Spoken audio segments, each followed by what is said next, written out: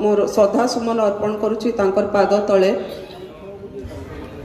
आपण माने समस्ते जानी थिबे जे मोर स्वामी स्वर्गत किशोर कुमार महांती आउ स्वर्गत नवकिशोर दास दुई जनकर राजनैतिक प्रतिद्वंदी थिले मध्य परवर्ती काल रे दुई जन झारसुगुड़ार विकास लगी एका संगे काम करथिले आउ झारसुगुड़ार बहुत विकास भी करिछन।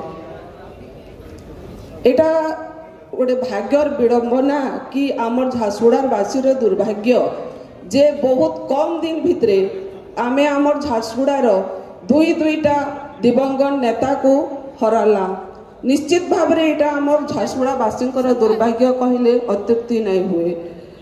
तो से जहाँ भी हो इचेन आमर स्वर्गत किशोर महांती मुई धर्मपति हिसाब रे आसी राजनीति को आउ स्वर्गत नवकिशोर दास को झियो दीपाली दास आई राजनीति को।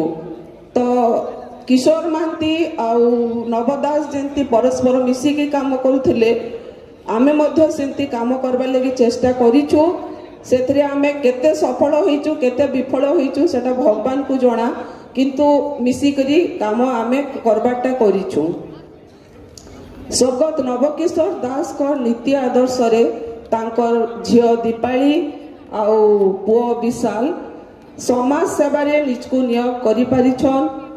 सेमानकर भविष्य केंता उज्जवल हो, सेमानकर चलापथ कुसुमित हो आउ स्वर्गत नवकिशोर दास कर अमर आत्मा भगवान को पाद तले स्थान पाऊ, यह मोर प्रार्थना।